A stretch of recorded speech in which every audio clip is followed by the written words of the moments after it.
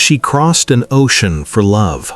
She married a man she believed would protect her, and in a single argument, inside their home in Thailand, he allegedly pulled a gun and ended her life. Her name was Patani Urapanom. She was in her 30s, Thai by birth, raised in a close-knit family where respect was not spoken, it was practiced, where daughters learned early how to keep peace, where endurance was considered a quiet kind of strength. She believed marriage was something you protected, even when it hurt. Patani met Anthony James Condron, a British man, through a connection that promised possibility. Different cultures, different accents, different worlds. He spoke of stability, of partnership, of a future that stretched beyond Thailand's heat and into something wider, safer. At first, the differences felt exciting. Love often disguises warning signs as quirks. She learned when to speak and when to stay silent. She learned that disagreements were often framed as her fault, that emotional distance could be explained away as stress, that control could be mistaken for concern. She told herself what many women tell themselves: it will get better. Marriage brought isolation. Friends noticed she was quieter. Phone calls shortened. Visits became rare. She smiled in photos, but the smile never reached her eyes. There were arguments, not violent, at least not at first, words that cut deeper than hands ever could. Accusations, jealousy, financial pressure, the slow erosion of identity that happens when someone else begins to decide who you are allowed to be.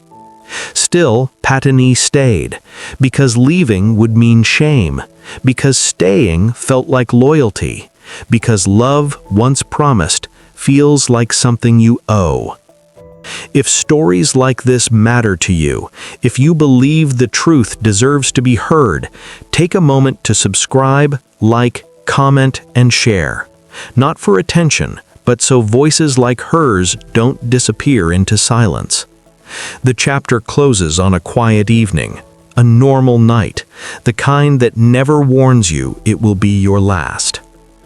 Love across cultures is often romanticized. What is rarely shown is how power can tilt the balance. Anthony was older, foreign, legally secure. Patani was adapting, emotionally, socially, legally. The dependency was subtle but undeniable. Decisions were no longer mutual. Arguments ended only when she apologized. Friends sensed something was wrong. "She sounds tired," one said. "She's not herself," another whispered.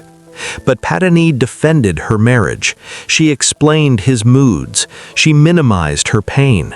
She learned the language of survival, softening truths so they wouldn't provoke anger. Sometimes Anthony would disappear emotionally for days. Other times he would interrogate her loyalty, her whereabouts, her intentions. Love became conditional. Peace became fragile.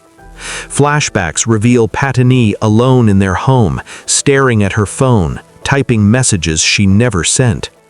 "If I just endure, if I don't provoke, if I stay patient." Cultural expectations weighed heavily.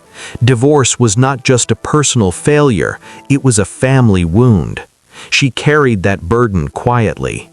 What she didn't know was that silence does not diffuse danger, it feeds it. Because when control feels threatened, it often turns desperate. No one wakes up expecting to die. That night began like many others, with tension thick enough to taste. An argument erupted. Accounts later describe raised voices, accusations, old wounds reopened. Something snapped. Words escalated. Space disappeared. Fear entered the room. Somewhere in the chaos, a weapon appeared. This chapter does not glorify violence. It does not linger on gore. It focuses on terror, the kind that freezes your body before your mind can catch up. A single gunshot shattered the air. Seconds passed, then screaming, then silence. Patani Urapanom was fatally wounded. Emergency services were called. Neighbors heard commotion. Shock spread faster than facts. By the time help arrived, it was already too late.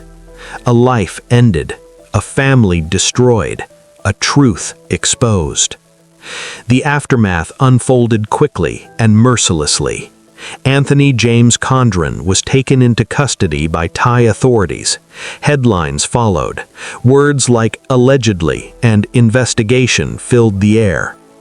While legal processes began, Patani's family received the call no parent, sibling, or child should ever answer. Grief arrived before explanation. Her mother collapsed. Her relatives screamed. Questions came with no answers. Why didn't she leave? Why didn't we tell her? Why didn't we see it? Police reports replaced memories. Photos replaced laughter. The woman they loved became a case file. Justice began its slow, bureaucratic march, but grief moved faster. Death does not end conflict, it multiplies it. Patani's family faced whispers, some cruel, some ignorant. Victim blaming crept in. Cultural shame wrapped itself around grief like barbed wire. On the other side, defenses hardened. Denial surfaced. Legal strategies replaced remorse. Online commentary grew vicious. Strangers debated her life as if it were entertainment. Society often interrogates victims more harshly than violence itself. But within the pain, something shifted. Her family chose truth over silence.